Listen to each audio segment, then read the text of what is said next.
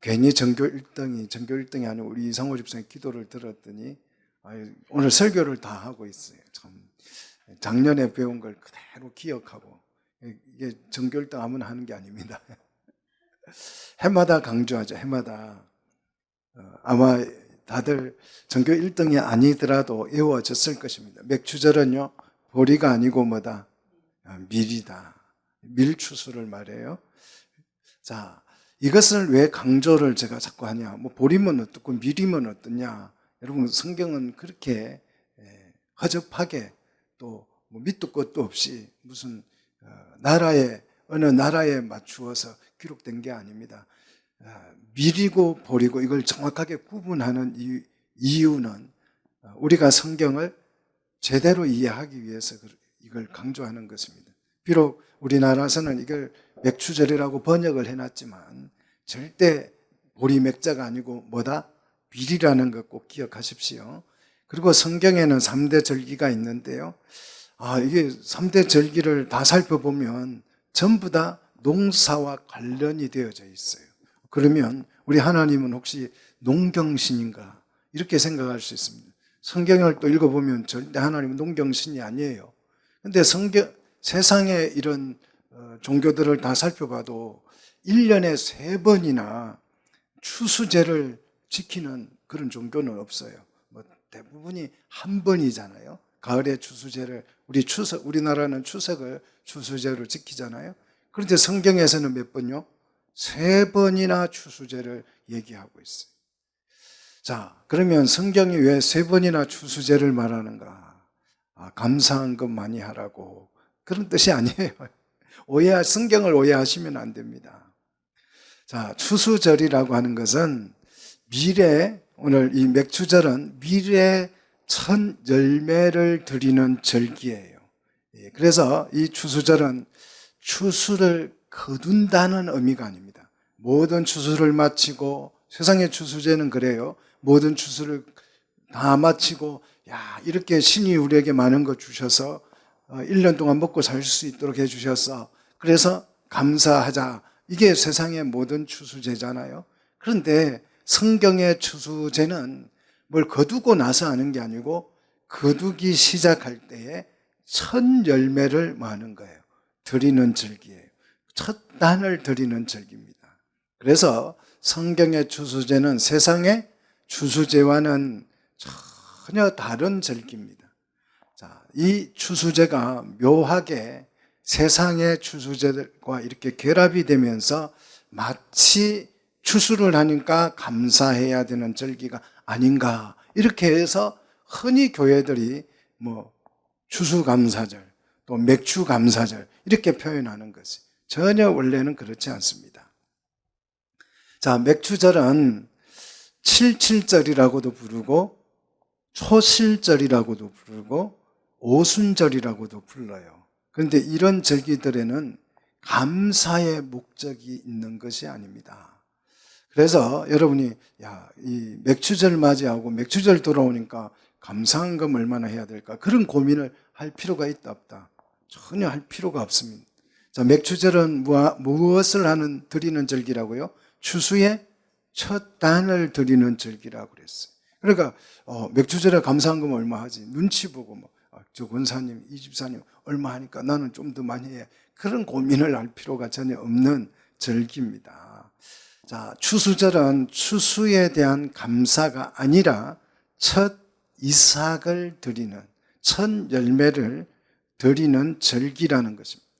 이 첫 이삭에는 감사 헌금이라고 하는 경제적 가치의 의미보다, 잘 들으십시오, 이 첫 열매, 이 열매 속에는 어떤 경제적 가치보다 한 1000배? 아니, 1000배가 더 되죠. 10,000배, 10,000배보다도 더 큰 의미가 이 첫 열매 속에 들어있어요. 감사헌금 얼마 하는 이게 문제가 아니에요. 이 첫 열매에는 감사의 의미보다 10,000,000배는 더 큰 의미가 들어있습니다. 자, 이 의미를 알면 헌금이 아니라 여러분이 아예 내 몸을, 내 인생을 통째로 누구에게? 주님께 드려버릴 거예요. 너무 놀라워서, 너무 커서 이 은혜가. 자, 출애굽기로 우리 한번 오늘 좀 성경을 많이 찾아봐야 합니다. 출애굽기 23장 16절에 가서 보십시오. 자, 출애굽기 23장 16절.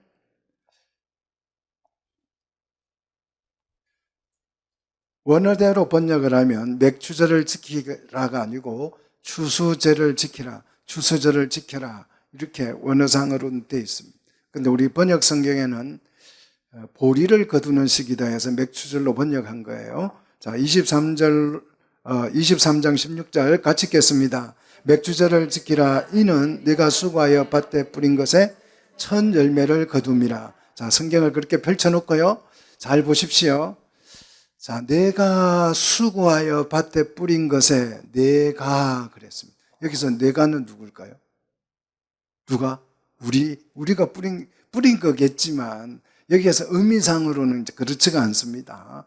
단수. 아마 우리가 뿌린 것이라면 너희가 뿌린 것을 그렇게 성경은 기록됐을 거예요. 그런데 내가라고 했지요. 자, 이거에 뒤에 가면 이제 설명이 됩니다. 수고하여 뿌린 것에 뭘 거둠이라? 첫 열매를 거둠이라 그랬어요. 자, 첫 열매 중에서도 어떤 열매냐? 19절, 자, 23장 19절로 가서 봅시다. 이 첫 열매가 어떤 열매인지를 소개합니다. 자, 같이 읽겠습니다. 내 토지에서 처음 거둔 열매에 가장 좋은 것을 가져다가 너의 하나님 여호와의 전에 드릴지니라 그랬어요. 자, 이 처음 거둔 열매에 뭐요? 가장 좋은 것이라 그랬어요. 가장 좋은 거 나오니까 이제 우리 설교자들은 욕심이 들어요. 이렇게 생각하기가 쉽습니다. 옳지. 첫 열매 중에서 가장 좋은 것을 드려야 한다고 했으니까 우리는 가장 좋은 것이 어떤 거예요? 여러분 집에서 가장 좋은 게 어떤 거예요? 가장 값비싼 거. 우리 사람들은 가장 좋다 그러면 가장 값비싼 것을 생각해요.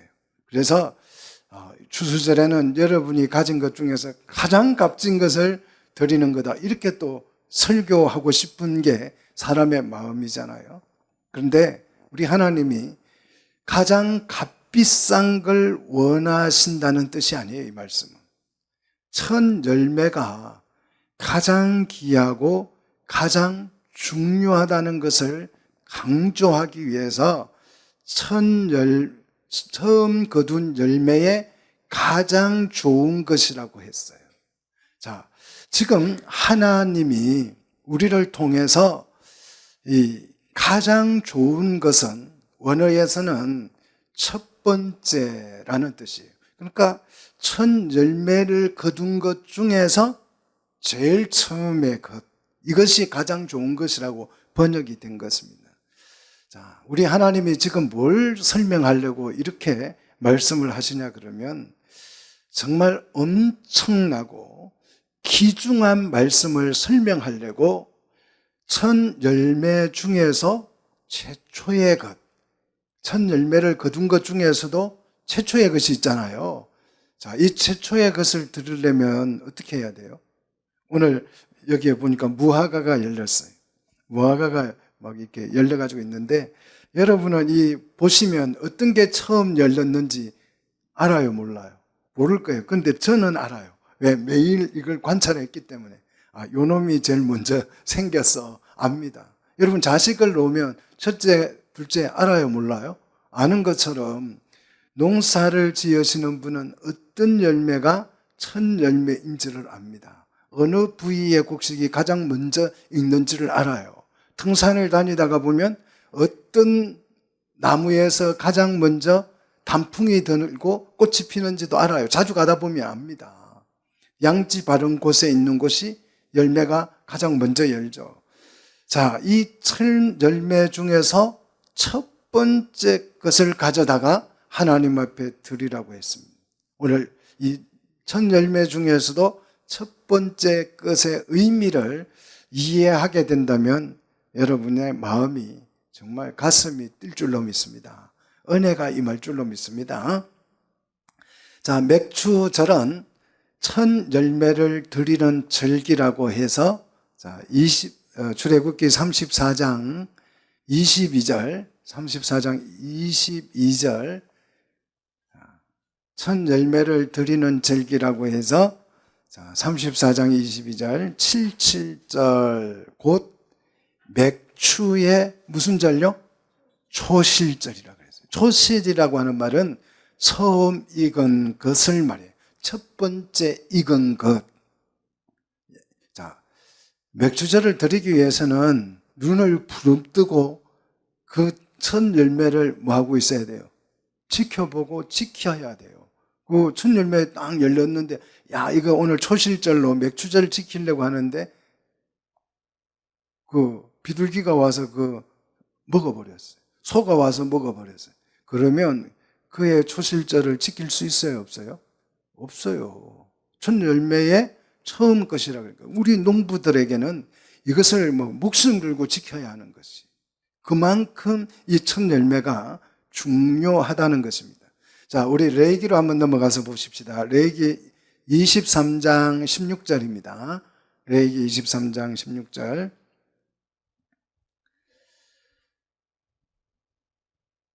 레위기 23장 16절.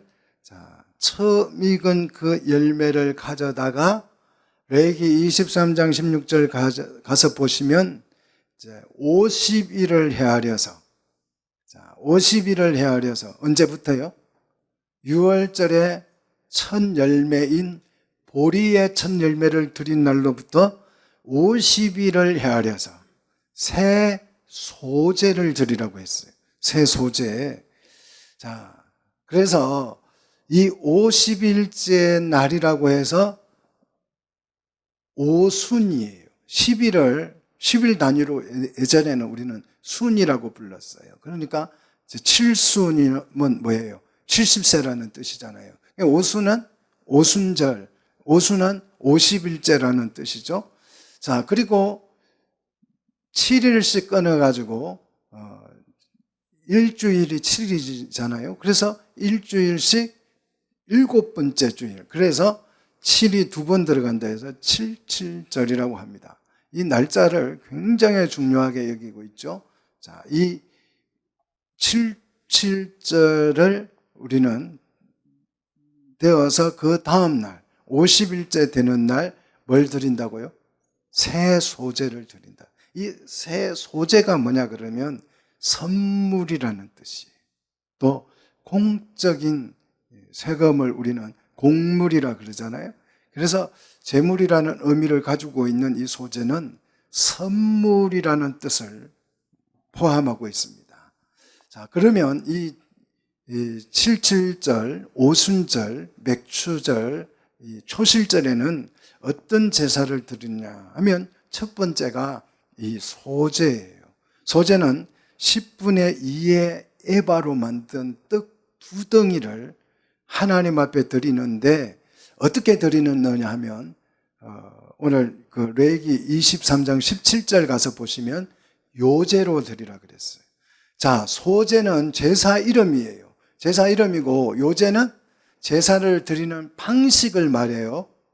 자, 이거 헷갈리면 안 돼요. 뭐 소제, 요제 나오니까 소제도 제사고 요제도 제사인갑다. 그런 게 아니고 소제는 제사의 이름이고 그 소제를 드리는 방식이 뭐다? 요제다. 이 요제는 어떻게 드리는 방식이냐면 흔들어 드린다는 방식이에요. 재물을 이렇게 흔든다는 뜻이에요. 자, 이 흔든다라고 하는 의미를 가지고 있는 이 요제는 흔듦이라고 하는 의미가 뭐냐 그러면 하나님이 기뻐하신다는 뜻이에요. 요제는 하나님이 기뻐하는 제사로 소제를 드린다는 뜻이에요. 그래서 하나님께서 예수님을 보고 뭐라고 불렀어요? 이는 내 아들이고 내 기뻐하는 자다 그래. 아니 하나님이 기뻐하는 자. 이게 뭐냐? 다른 표현으로 구약적 표현을 하면 요제물이다. 그런 뜻이에요. 기쁨이 되는 하나님의 기쁨이 여러분도 하나님의 기쁨이 되시기를 축복합니다. 다 요제가 되시기를 축복합니다. 자, 첫 번째, 이 초실절, 맥추절, 이 오순절에는 첫 번째 드리는 제사가 소제인데, 이 소제는 어떤 형식으로 드리라고요? 요제로 드리라. 자, 두 번째는 번제를 드리라고 합니다. 자, 18절, 레위기 23장 18절 보시면 이 번제는 그 뜻과 함께 이제 맥추절, 초실절로 만든 그 두덩이 뜻과 함께 1년 된 험없는 어린 양 7마리와 어린 숫소 1마리와 순양 2마리로 이제 번제를 드리는데, 이 번제는 어떤 형식으로 드리느냐 하면 화제로 드리라 그랬어요. 화제는 여러분 이제 눈치가 있죠. 어떤 형식으로 드리는 거예요? 화제는 불화자니까 다 태워서 드린다는 뜻이. 이 태운다는 것은 모든 걸 다 드린다는 거예요. 모든 걸. 남는 게 없잖아요. 태워버리면. 그래서 이 충성과 헌신을 의미합니다. 자, 그 다음 이제 19절 보시면 뭘 드려요? 속죄제를 드립니다. 속죄제는 순염소 1마리로 드려요. 순염소 1마리로 드리는데, 이 속죄제의 의미는 회개와 제사함을 상징하는 것이죠. 그 다음 19절 계속 보시면 또 무슨 제사가 나와요? 화목제가 나오잖아요. 이 화목제는 1년 된 어린 순양 2마리로 드리는 것이. 자, 소제와 번제와 속죄제의 결과, 이 결과물이 뭐냐 하면 화목제예요. 자, 이걸 이루기 위해서 소제도 드리고 번제도 드리고 속죄제도 드리는 거예요. 그래서 이 화목제는 샬롬, 평화, 그런 뜻이잖아요. 하나님과의 우리의 관계가 평화가 이루어지는 거. 이게 화목제예요. 자, 하나님과 우리 관계가 언제 이루어져요? 평화가 생겨요? 구원을 받으면. 할렐루야. 구원을 받기 전에는 우리는 하나님과 무슨 관계예요? 원수 관계예요. 그래서 구원 받기 전에는 하나님이 기도하면 들어줘요, 안 들어줘요? 안 들어줘요. 원수의 얘기니까 안 들어줘요. 그러나 여러분이 죄를 회개하고 속죄함을 받아서 화목제를 드림으로써 하나님과의 관계가 뭐해지면, 평화가 이루어지면, 평화협정이 맺어지면 우리의 기도가, 우리 예배가 상달되는 줄로 믿습니다. 자, 새 소제가 상징하는 것이 뭐냐? 예수님을 통해서, 예수님의 죽음을 통해 얻은 첫 열매를 상징하는 것입니다. 그리스도께서 이 첫 열매를 하나님 앞에 드리는 제사가 무슨 제사다? 맥추절이다. 소제다. 할렐루야. 자, 맥추절 77절의 첫 열매가 이제 얼마나 중요한 열매인지 제가 성경을 통해서 증명을 해드리겠습니다. 뭐 이 첫 열매가 중요하다, 이것은 저의 주장이 아니고 성경이 이 첫 열매가 얼마나 중요한지를 강조하고 있습니다. 자, 우리 성경을 찾아보도록 하겠습니다. 에스겔 48장 14절입니다. 48장 14절. 자, 부지런히 성경을 찾아보시고 성경으로 확인하시고 성경이 이해되셔야 여러분의 믿음이 좋은 믿음이 될 줄로 믿습니다. 자, 48장 14절 찾으셨습니까? 자, 우리 같이 읽겠습니다. 그들이 그 땅을 팔지도 못하며 바꾸지도 못하며 그 땅에 처음 익은 열매를 남에게 주지도 못하리니, 믿습니까? 예. 자, 그 땅을 매매 못한다. 매매 불가다. 이 땅은 매매 불가다. 그 다음 교환 불가다. 바꿀 수도 없습니다. 그리고 그 땅의 처음 열매를 남에게 양도할 수도 없다. 양도 불가예요. 자, 그 땅이 뭐냐? 그 땅이 뭐예요? 처음 열매를 맺게 될 토지를 말이에요. 자, 이것을 우리는 다른 말로 하나님이 주신 기업이다라고 부릅니다. 이 기업은, 첫 열매를 거두게 될 이 기업은 남에게 팔 수 없다라는. 또 남하고 이거 교환도 안 돼요. 야, 이 땅하고 당신 땅하고 우리 좀 바꾸자. 이것도 안 된다는 거예요. 그리고 그 땅에서 나는 이 첫 열매는 남에게 양도가 불가능해요. 아, 옆 사람 좀 가난하니까 내가 이 첫 열매를 가져다가 줘야지. 그거 불가능하다. 남을 줄 수도 없다. 이 열매는 그만큼 귀하다는 거예요. 나봇은 이 기업을 팔지 않기 위해서 어떻게 했어요? 자기 목숨을 걸어야 했어요. 이렇게 내 목숨보다 더 소중한 것이다. 이 기업은 어떤 기업요? 첫 열매를 거두게 될 이 기업요. 이렇게 중요한 것이. 이 첫 열매는 남에게 양도가 불가능합니다. 왜? 이것은 경제적 가치로 평가될 수가 없기 때문에, 돈으로 주고 살 수 없는 가치가 있기 때문에 이것은 남에게 양도 또 팔거나 바꾸거나 이게 불가능하다는 것이. 그 이유가 뭐냐? 그 이유가 나봇이 왕에게 이 기업을 팔았더라면 경제적 가치로 따지면 훨씬 많은 땅값에 그냥 10배는 쳐서 받았을 거예요. 그런데 왕에게 팔지 않기 위해서 자기 목숨을 어떻게 했어요? 버렸어요. 이렇게 귀중한 것입니다. 왜 이렇게 경제적 가치를 뛰어넘는 이렇게 첫 열매가 엄청난 것이냐? 그 이유를 설명하죠. 14절 계속 보면 이는 여호와께서 거룩히 구별해 놓은 것이기 때문에. 구별했다는 것은 뭐예요? 하나님의 것이다. 이건 내 거야. 하나님의 것을 내가 팔거나 사거나 가능합니까? 양도가 하나님 것 가지고 양도할 수 있습니까? 하나님의 것을 가지고 선심 쓰는 사람들이 있어요.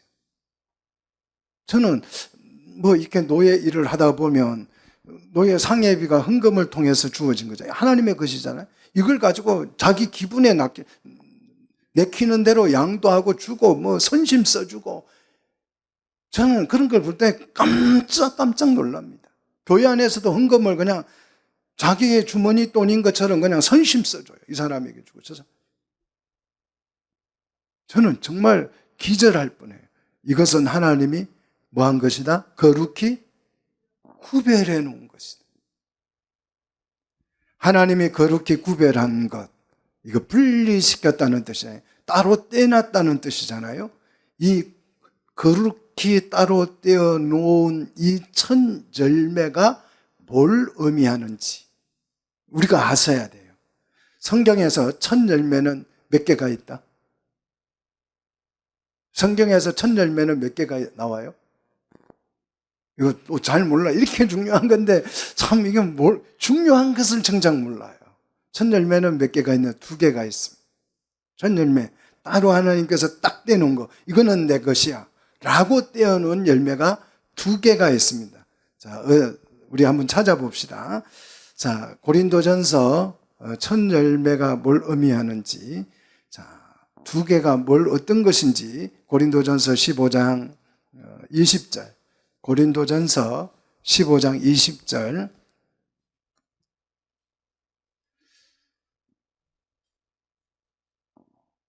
바울이 이런 걸 다 해석해 줬어요. 제가 해석하는 게 아니고 사도 바울이 다 설명을 해 주니까 얼마나 감사해요. 성경만 읽어도 성경이 이해됩니다. 자, 고린도전서 15장 20절 같이 읽겠습니다. 그러나 이제 그리스도께서 죽은 자 가운데서 다시 살아나사 잠자는 자들의 뭐가 됐다? 첫 열매가 되셨다. 첫 열매. 자, 첫 번째 성경에 나온 첫 열매는 누구예요? 예수 그리스도의 부활입니다. 믿습니까? 예수님이 부활하심으로 말미암아서 잠자는 자들의 뭐가 된 거예요? 첫 열매가 된 것입니다. 이 첫 열매를 기점으로 해서 며칠을요? 50일을 정확히 세라는 거예요. 이 생일은 까먹어도 이 50일은 까먹으면 돼요, 안 돼요? 안 되는 거예요. 부모님 제삿날은 까먹어도 이 50일은 까먹으면 돼요, 안 돼요? 안 되는 거예요. 국가 공휴일은 까먹어도 이 50일째 되는 이 날을 우리는 까먹어서는 안 돼요. 이것을 정확히 헤아려서 7.7절 매일 50일 동안은 이 곡식을 눈여겨보고 보고 지키고 감시하고 거기에다가 허수아비 세워놓고 새들이 못 쪼아먹도록. 이거는 하나님이 그렇게 뭐 해놓은 거라고요? 구별해 놓은 내 거야 라고 구별해. 우리는 청지기로서 그것을 어떻게 해야 돼요? 지켜내야 돼요. 우리는 제사장으로서 우리는 그 요제물이 될 하나님의 기쁨이 될 소재의 제물이 될 그 첫 번째 열매를 뭐 해야 돼요? 눈은 부릅뜨고 지켜내야 합니다. 자, 그래서 50일을 헤아려서 7절절 맥추절을 맞게 되는데 이제 이 두 번째 첫 열매가 소개되는데 이 두 번째 첫 열매, 두 번째로 소개되는 첫 열매를 야고보 장로가 이렇게 설명합니다. 야고보서 1장 18절입니다. 야고보서 1장 18절.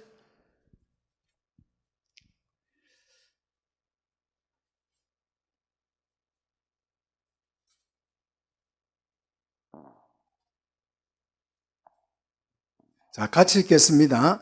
그가 그 피조물 중에 우리로 한 첫 열매가 되게 하시려고 자기의 뜻을 따라 진리의 말씀으로 우리를 뭐 하셨다? 낳으셨다. 이 첫 열매는 땅에서 나는 열매가 아니에요. 추수제는 그냥 상징일 뿐이에요. 거기에 무슨 의미를 붙일 필요가 없습니다. 첫 열매, 뭐 우리가 직장 가서 처음으로 받은 월급은 하나님께 드려야 되는 이런 자꾸 그런 요상한 종교 의식들이 생겨나는데요. 그런 뜻이 아니에요. 이 첫 열매는 첫 열매가 되게 하시려고 자기의 뜻을 따라서 뭘요? 진리의 말씀으로 누구를요? 우리를 낳았다는 거예요. 자, 첫 열매는 땅에서 난 것이 아니라 말씀으로 낳은 것을 말해요. 이건 말씀으로 낳은 것이 바로 우리입니다. 자, 이것만 첫 열매예요. 자, 맥추절은 무슨 농산물 갖다가 막 바치고 막 우리 추수감사절 때 되면 막 호박도 갖다 놓고 뭐 다 하잖아요. 그런 의미가 아니에요. 그거는 상징에 불과한 거예요. 상징에. 자, 사도 바울 역시 이 첫 열매를 이렇게 설명합니다. 로마서 8장 23절. 자, 로마서 8장 23절. 자, 부지런히 우리 같이 성경을 찾아서 읽도록 하겠습니다. 로마서 8장 23절 같이 읽겠습니다. 그뿐 아니라 또한 우리 곧 성령의 처음 익은 열매를 받은 우리까지도 속으로 탄식하여 양자될 것 곧 우리 몸의 속량을 기다리느니라. 지금 우리는 성령의 첫 열매로 양자가 되기 위해서 뭐 하고 있는 거예요? 몸의 속량을 기다리고 있는 분들이에요. 여러분 기다리고 있습니까? 우리 상태를 지금 말하고 있는 거죠. 나는 지금 뭐 하는 사람이냐? 성령의 처음 익은 열매를 받은 우리까지 성령의 처음 열매를 맺은 사람이 누구예요? 우리잖아요. 밭에서 난 농산물이 아니고 이 두 번째 첫 열매는 성령의 열매, 말씀으로 낳은 열매. 이해가 되십니까?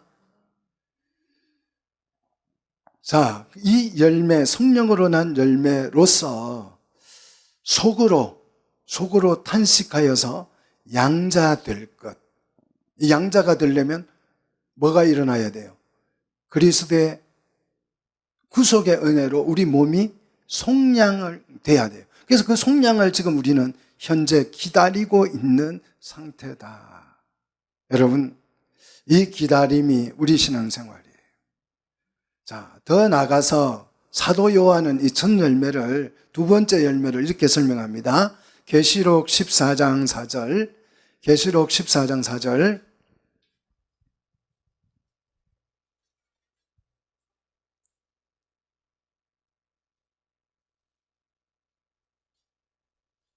자, 같이 읽겠습니다. 이 사람들은 여자와 더불어 더럽히지 아니하고 순결한 자라. 어린 양이 어디로 인도하든지 따라가는 자며 사람 가운데서 속량함을 받아 처음 익은 열매로 하나님과 어린 양에게 속한 자들이니. 그래서 처음 익은 열매로, 우리가 두 번째로 첫 열매인 줄로 믿으시기를 축복합니다. 이 열매는 순결하고 하나님의 통치를 따라서 속량함을 받아서 첫 열매가 되어서 하나님과 어린 양에게 어떻게 됐다고요? 속하여 버렸다. 한 몸이 되어 버렸다. 그 뜻이에요. 이것이 첫 열매입니다. 하나님과 어린 양의 것이 되어 버린 상태. 이것을 우리는 첫 열매라고 합니다. 그래서 첫 열매는 구원받은 성도들의 중생과 부활을 말해요. 그래서 하나님의 양자가 되어서 양자로 되어버린 상태. 그것을 우리는 첫 열매라고 하고, 이것을 우리는 다른 말로 교회라고 부르는 것입니다. 자, 첫 열매가 헌금, 감사 헌금을 드리는 어떤 경제적 가치로 평가될 만한 것이 아니에요. 그 경제적 가치와 견줄 수 없는 것입니다. 나의 모든 것을 다 드려도 이 첫 열매의 가치와는 바꿀 수 있다 없다? 없을 정도로, 이거는 돈으로 계산이 안 되는, 하나님의 것으로 거룩하게 구별해 놓은 특별한 것이라는 거예요.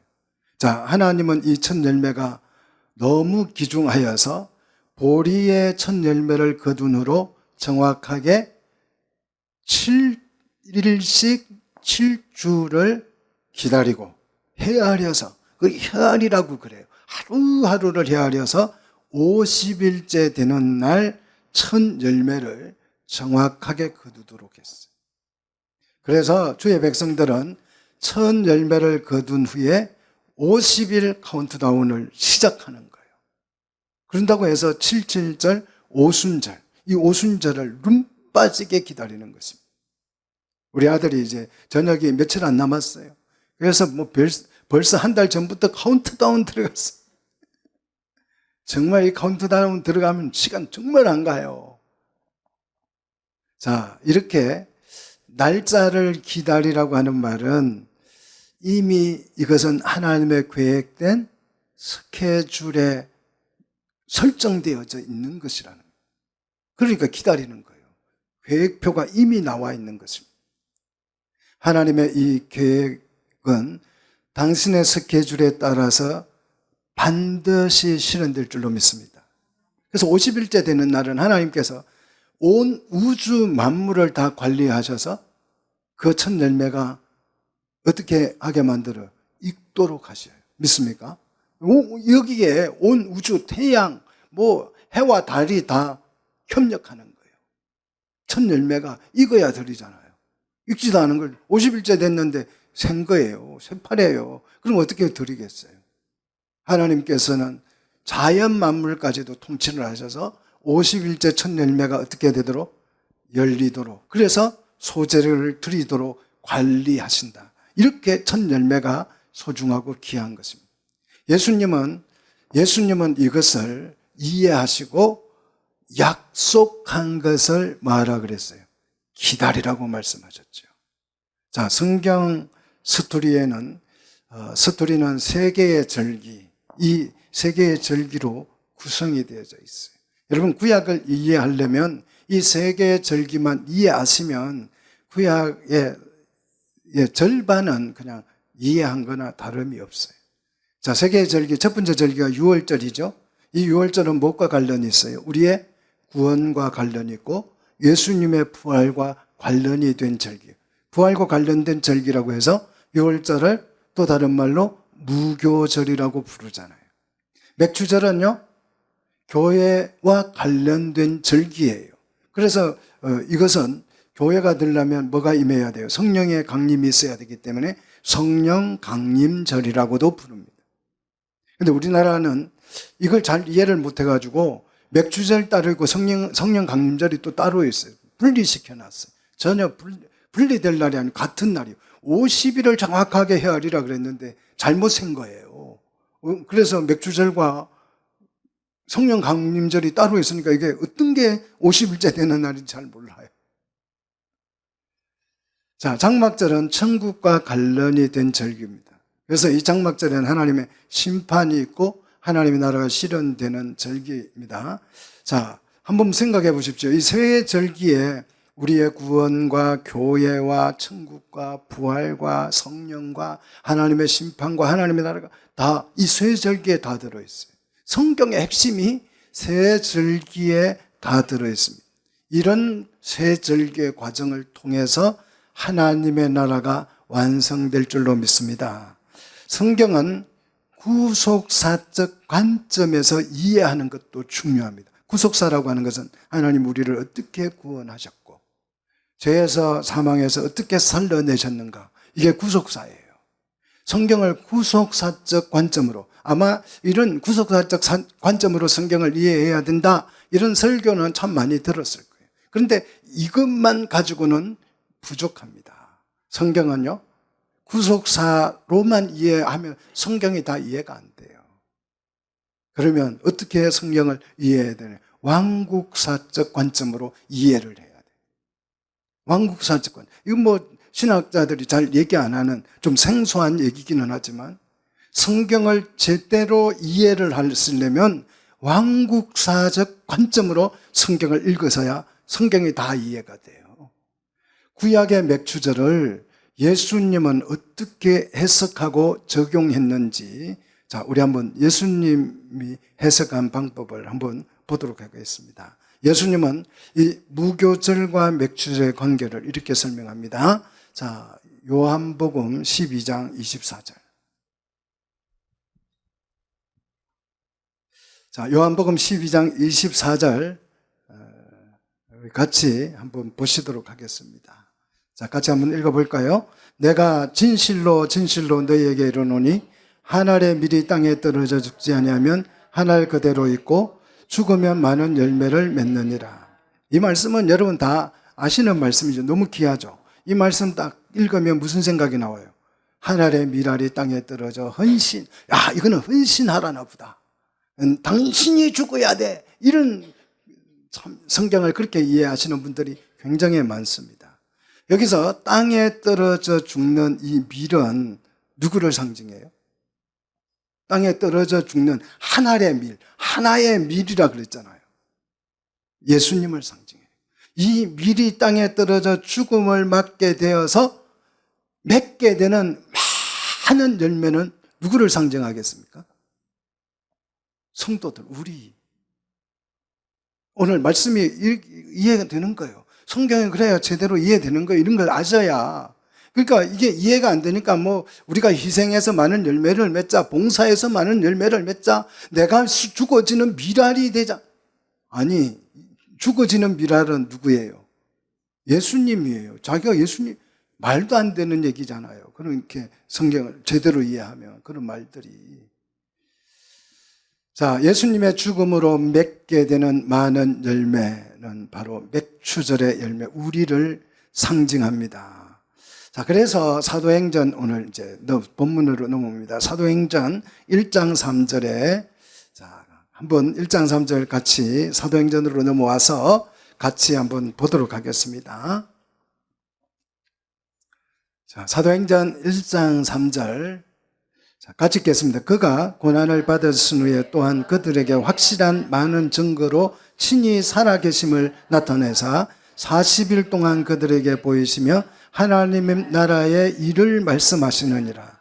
자, 40일 동안 예수님이 하신 일이 뭐예요? 부활을 어떻게 했어요? 나타내서 증거해 주셨다. 40일 동안.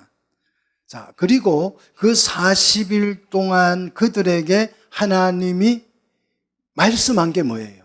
하나님 나라에 대한 일이에요. 하나님의 나라는 일. 자, 그러면 이 하나님의 나라의 일이 뭐냐? 이 하나님의 나라의 일을 위해서 우리에게 필요한 것이 뭐냐? 하나님 나라 일을 하려면 뭐가 필요하냐? 여러분, 뭐가 필요합니까? 하나님 나라 일을 하려면 석사학위가 필요합니까? 박사학위가 필요합니까? 그래서 많은 사람들이 이 나라 일을 제대로 해보겠다고 박사 코스를 그냥 많은 돈 주고 박사학위를 받아요. 한 개 가지고는 안 된다. 이거 부족하다. 그래서 2개, 3개 받는 분들이 굉장히 많아요. 저는 그 가치를 몰라서 하나님이 일하는데 박사학위가 왜 필요한지를 전혀 성경적으로 이해가 안 돼서 박사를 못 받았어요. 목사만 받았습니다. 목사만.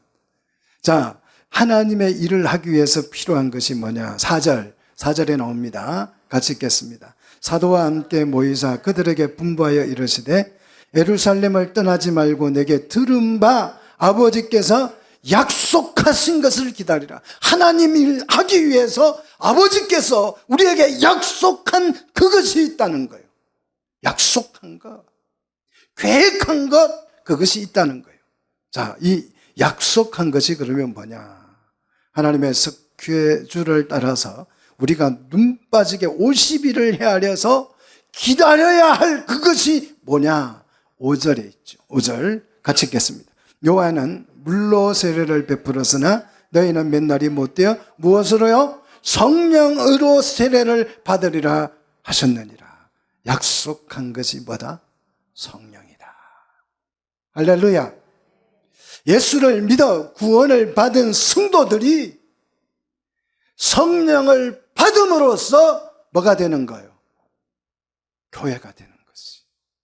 교회는 구원받은 사람들이 성령을 받음으로써 시작되는 것입니다. 이 말씀을 따라서 구원을 받은 성도들과 제자들이 어떻게 했습니까? 이 말씀을 듣고 어떻게 했어요? 약속한 것을 기다렸어요. 어떻게 기다렸어요? 자, 이제 본문입니다. 2장 1절. 2장 1절. 자, 같이 읽겠습니다. 오순절 날이 이미 이름에 그들이 다 같이 한 곳에 모였더니 약속한 걸 받으려고 기다렸다는 거예요. 자, 예수님이 부활해서 40일 동안 하나님의 나라 일을 말씀하셨죠. 그죠? 그래서 이 40일 동안 예수님의 부활을 체험하고 예수님, 하나님의 나라 일을 주님이 말씀하고 약속한 것을 기다려야 해. 그래서 기다린 게 며칠이에요? 40일 기다렸으니까 며칠만 더 기다리면 돼요? 10일만. 그래 50일 채워지잖아요. 그래서 오순절 날이 이미 이르며 그랬는데 이 이미 이르다는 말은 그 50일이 꽉 찼다. 50일이 채워졌다. 시간이 채워졌다. 그 뜻이에요. 열매는 시간이 차야 읽습니다. 그 시간을 채웠다는 뜻이에요. 이미 이르다는 말은 예수님이 부활한 후 40일이 지나고 10일을 더 기다려서 50일째 오순절 날이 되었을 때 그들은 어떻게 했다고요? 한 곳에 다 같이 모여 있었습니다. 이 모임이 성령을 받게 됨으로써 뭐가 된다고요? 교회가 되는 것입니다. 자, 지금 이 사람들이 그러면 어디에 모여 있느냐? 1장으로 넘어가서 보십시오. 사도행전 1장 13절에 들어가 그들이 유하는 다락방으로 올라가니 그랬어요. 어디에 모여 있다고요? 다락방에. 자, 예수님의 제자들이 다락방에 모여 있고 14절 보니까 또 누가 모여 있어요? 여자들과 마리아와 예수님의 아우들도 모여 있어요. 그들이 모여서 뭐 하고 있어요? 고스톱 치고 있습니까? 뭐 하고 있어요? 더불어 마음을 같이하여 오로지 뭐에 힘썼다? 기도에 힘썼다. 자, 기다리라는 말은 무슨 뜻이에요? 기도하라는 뜻이에요. 하나님, 내 형편이 지금 이러고 저쩌고 어쩌고 저쩌고 막 한데 응답이 없어요. 기다리라는 뜻이죠. 그 기다리는 것은 뭐 하라는 뜻이다? 기다리는 동안은 뭐 하라는 뜻이에요? 기도하라는 뜻이에요. 기다리라는 것은 기도하는 시간. 믿습니까? 여러분, 기다릴 때 기도가 연상되시기를 축복합니다. 버스를 기다릴 때도 그럼 뭐 해야 돼요? 아, 왜 버스 안 와? 짜증나. 이러지 말고 뭐 해야 돼요? 기도하시라고. 기다리는 것은 기도 시간. 할렐루야. 예배를 기다릴 때도 기도하시고, 찬양을 기다릴 때도 기도하시고, 뭐 사업을 준비해서 시작할 때도 우리는 뭐 하셔야 돼요? 기도하시고. 뭐 기다리는 시간 전부 다 기도 시간으로 바꾸시기를 축복합니다. 자, 그들이 모여서 무엇을 기다리고 그때 모인 기도하기 위해서 모인 사람의 수는 1장 15절에 보니까 몇 명? 120명 되더라. 저는 이거 보고 깜짝 놀랐어요. 야, 이 다락방이 몇 명이 들어간다고요? 120명. 굉장히 우리 예배당보다 훨씬 큰 거죠. 그죠? 다락방이 굉장한 다락방.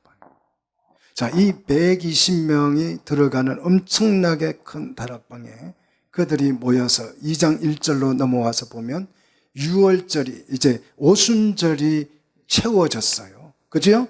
그리고 오순절 일수가 정확하게 채워졌을 때에 무슨 일이 일어나는지, 자, 2장 2절.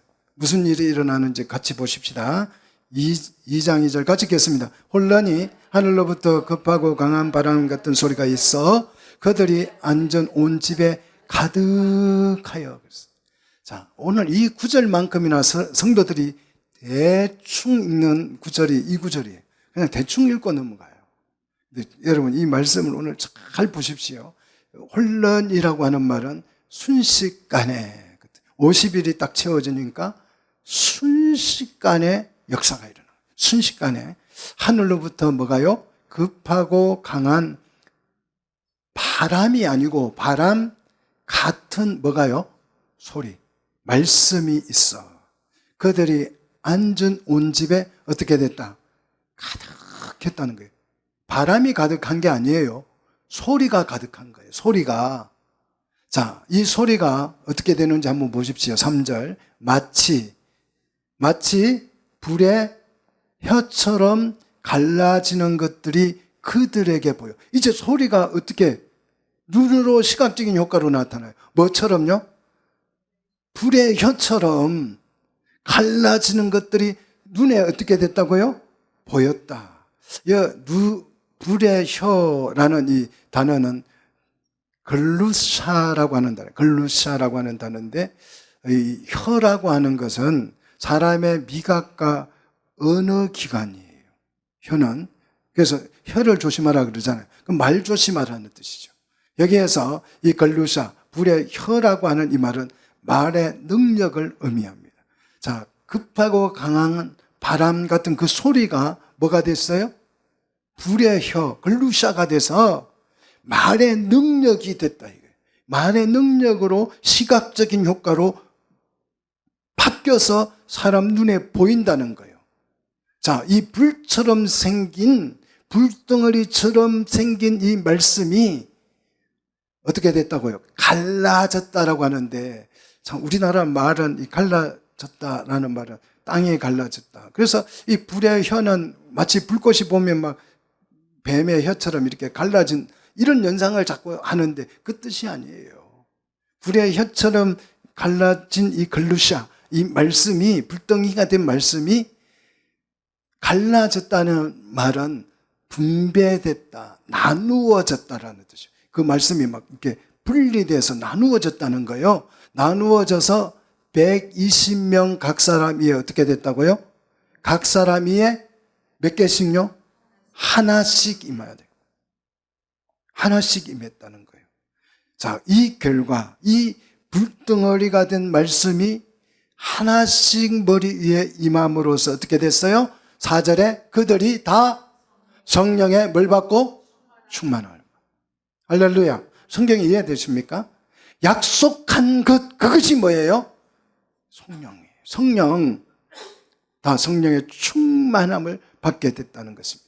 이렇게 성령의 충만함을 받으니까 성령의 통치가 일어나요. 성령의 통치가 일어나는데, 자, 2장 4절 계속 보십시오. 성령이 말하게 하심을 따라 다른 언어들로 말하기를 시작했다. 말하게 하심을 따라, 이 말은 크게 분명하게 말하다, 선언하다, 선포하다는 뜻이. 큰 소리로 외치다, 설교를 말하죠. 그리고 다른 언어로, 이 다른 언어는 불의 혀와 같은 똑같은 단어예요. 글루샤. 혀, 방언, 언어, 말, 그런 뜻이에요. 불같은 하나님의 말씀이 주어졌고 그 말씀은 어떻게 됐어요? 다른 언어로 통역이 되어서 선포된 것입니다. 불덩어리로 시각화된 이 말씀이 이제 성령의 충만함을 받아서 그 말씀이 다시 글루샤 되는데, 선포되는데, 그 선포될 때는 뭐로 됐다고요? 방언으로 됐다. 방언으로 변신을 해서 듣는 사람들의 언어로 통역되어서 들려졌다라는 것이. 자, 이 불같은 강력한 말씀을 거리야에서 들은 사람들이 누구예요? 누가 이 말씀을 듣게 돼요? 이 말씀을 들은 대상이 누구예요? 5절에 누굽니까? 누가 들어요?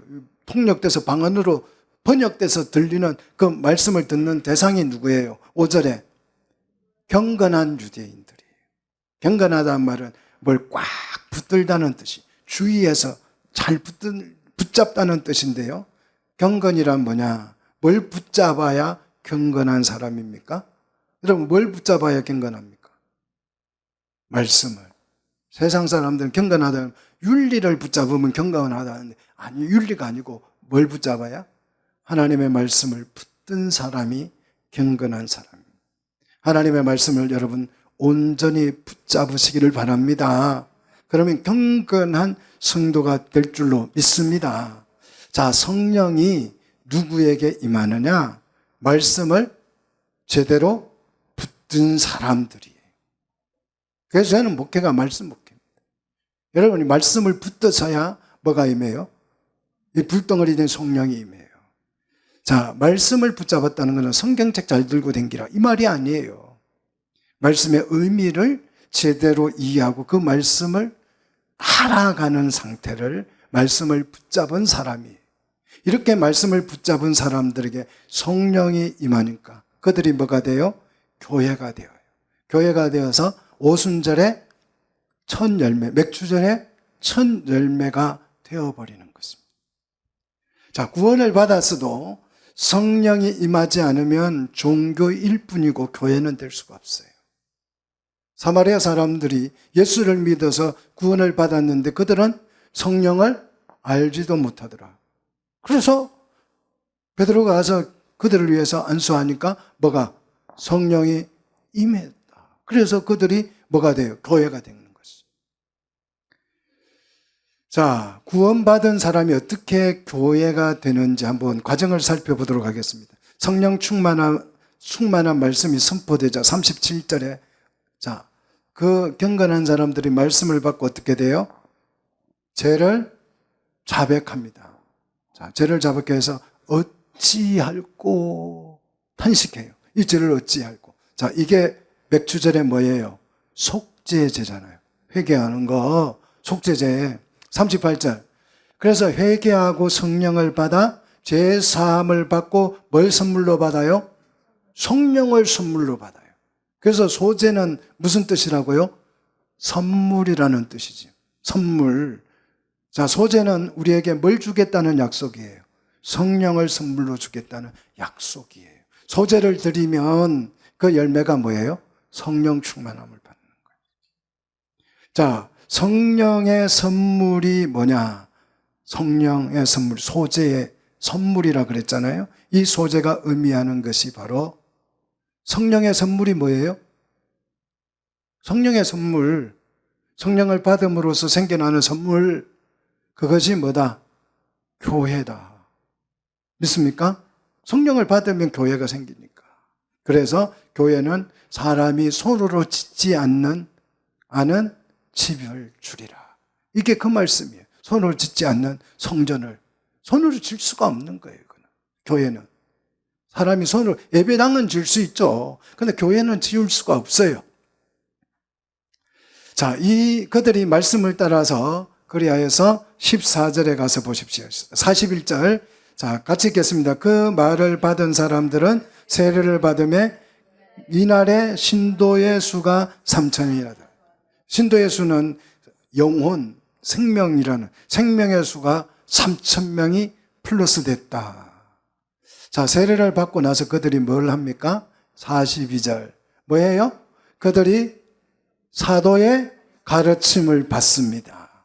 이 가르침, 앞에서 걸루샤, 선포라는 말과는 조금 다르죠? 가르침은. 자, 4절. 말하게 하심을 따라, 이 걸루샤라 그랬죠? 이거 선포하다는 뜻이에요. 확신에 찬 선포, 설교를 말한다고 그랬어요. 근데 이 가르침은 뭐예요? 디다케라고 하는데 교육이라는 뜻입니다.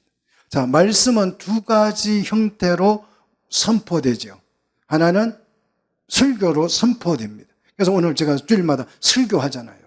이 설교로 끝나는 것이 아니에요. 설교와 가르침, 디다케, 이 가르침으로 말씀이 선포됩니다. 자, 가르침은 선포된 말씀을 자세히 이해시키는 과정을 가르침이라고 그래요. 이 가르침을 따라 이제 뭘 하게 됩니까? 서로 교제하게 된다. 교제. 우리나라 사람들은 교제하라 그러면 이성교제를 생각해요. 여기서 이성교제가 아니고 말씀을 나누는 거죠. 그래서 주일날 아침에 오시면 뒤에 모여가지고 좀 일찍 오셔가지고 뭐 기도하는 것도 좋지만 일주일 만에 한 번 보는 성도들과 함께 오늘 지난주에 배운 말씀들을 가지고 내 삶에 이 말씀이 이렇게 적용됐노라고 좀 교제를 좀 했으면 좋겠다. 웃으면서. 그래야 좀 정이 들잖아요. 대화를 해야 혼자 가만히 앉았다 교회 가고 집에 가고 나면 예배만 드리고 가고 나면 친교가 이루어지지 않잖아요. 교제가 없잖아요. 꼭 식당에 온 것 같아요. 식당에는 자기 밥만 먹고 가는 곳이잖아요. 그죠? 교회가 그렇게 돼서는 안 된다는 것을. 서로 반갑게 맞이하고 인사도 하고 교제하면서 말씀을 나누는. 자, 이렇게 서로 교제하고 그 다음에 뭘 해야 된다? 떡을 떼며. 자, 이 떡은 무슨 떡이에요? 맥주절에 빵을 말해요. 진설병. 다시 말해서 성찬. 성찬은 뭘 의미해요? 그리스도와 연합되어지는 거죠. 연합되어지는. 자, 말씀을 풍성하게 먹었더니 자, 그들이 뭐 하게 돼요? 오로지 기도에 힘쓰게 돼요. 사람은 밥을 먹어야 힘쓰지요. 성도는 말씀을 먹어야 힘을 써요. 무슨 힘요? 기도에 힘을 쓰게 됩니다. 자, 이렇게 기도하자 어떤 일이 일어나요? 43절에 기사와 표적이 나타나지요. 자, 이 기사와 표적이 나타나니까 44절에 개인 소유를 어떻게 하게 돼요? 공유하게 돼요. 자, 여러분이 언제 재산을 공유하게 됐습니까? 됩니까? 결혼합니까? 니께, 내께, 내꺼, 내께, 니꺼. 그래서 주머니 돈이 삼짓돈. 이게 부부가 됐을 때 전혀 다른 사람이 각자의 재산을 가지고 있다가 뭐가 되니까? 부부가 되니까 그 재산을 어떻게 해버려요? 공유해버리잖아요. 부부가 됐는데도 네 재산, 내 재산 따로 관리하는 부부는 진정한 부부가 아니에요. 그거는. 주머니 돈이 삼짓돈, 삼짓돈이 주머니 돈이 돼요. 내게 다 당신 거, 당신께 다 내게 돼야 되는 거죠. 자, 이렇게 공유가 일어났습니다. 그래서 이렇게 공유가 되는 이것이 뭐냐면 사랑이에요. 공유할 수, 재산까지도 나누어 버릴 수 있는 이게 사랑이죠. 이게 이제 우리는 다른 말로 교회라고 하는데 이 사랑이 더 강력해져서 45절 어떻게 됩니까? 같이 읽겠습니다. 45절 또 재산과 소유를 팔아 각 사람의 필요를 따라 나누어 주며 그랬어요. 다른 사람들의 부족을 채워주게 됐다. 이게 부부잖아요. 부부.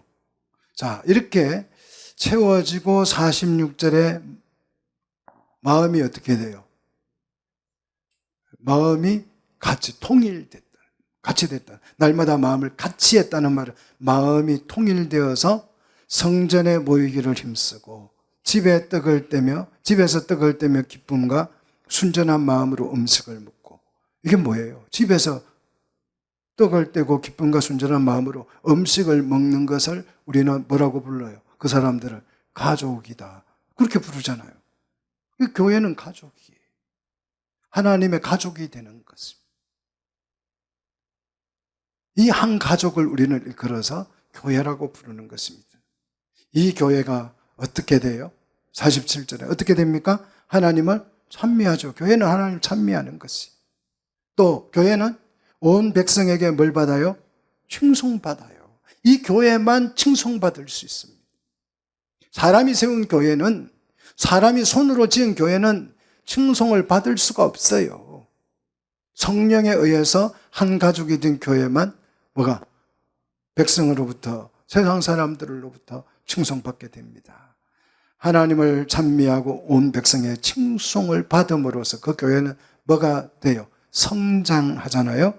그래서 주께서 구원받은 사람을 날마다 뭐하게 하셨다?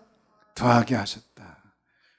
주님이 구원받은 사람의 숫자를 플러스 시킴으로써 그 나라가 점점 확대되어져 가는 것입니다.